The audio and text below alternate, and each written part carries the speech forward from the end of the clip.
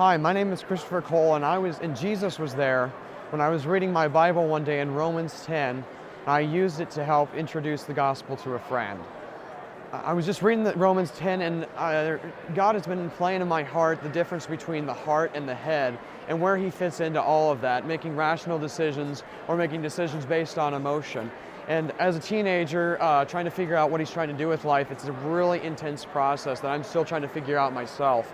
And so I was reading Romans 10, and I came across, I was reading it in the Message version, and just something hit my heart. I was reading it, and God was telling me as I was reading it, Israel tried to make God themselves. Not make God themselves, but He just tried to make them, they tried to make God.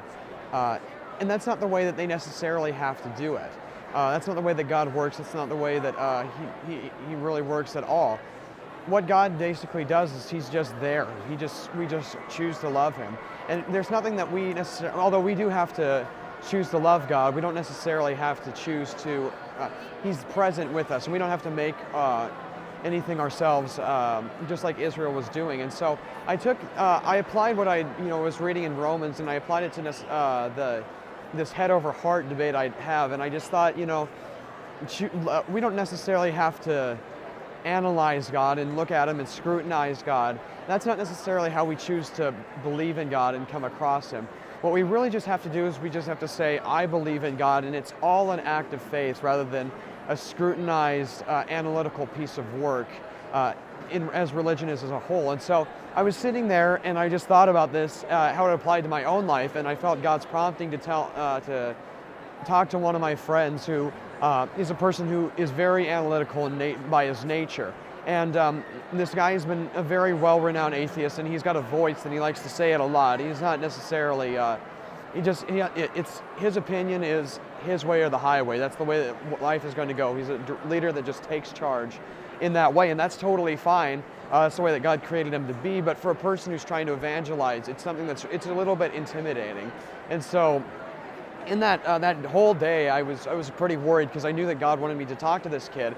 And towards the end of the day, I was just walking out of school. I'd totally forgotten about talking to him, and he just appeared right there. And I just knew in that moment, oh my gosh, God, I've got to talk to him about this. And so, I just sat there. I just, put my arm on his shoulder and said, hey, I don't know anything about what your walk with God is. I don't know anything about what you're doing right now, or even what you think about God. But I know I was just praying this morning, and I told him the story about what I had read earlier in that scripture, and I just said, God just wants me to tell you that if you're trying to figure out what truth is, you don't need to analyze and scrutinize it in order to make sure that you understand what's going on with life. To find the truth, what you really need to do is you just have to look at something and say, I believe in it, and have faith in it, and through that way you're going to be able to find truth. And that's all I wanted to say. And I mean, I was obviously suggesting that you should believe in God, that you should choose to trust in God, but I didn't necessarily tell him to go ahead and do that. And so he just said, okay, that sounds good. And that was really what had happened that day. And I was actually walking out of school, and I met another guy who I know is similar in his analytical nature, and I decided just to say, what the heck, let's do it again. And so Jesus has been really there for me when I've been trying to evangelize to my friends, because that's a tough process to do.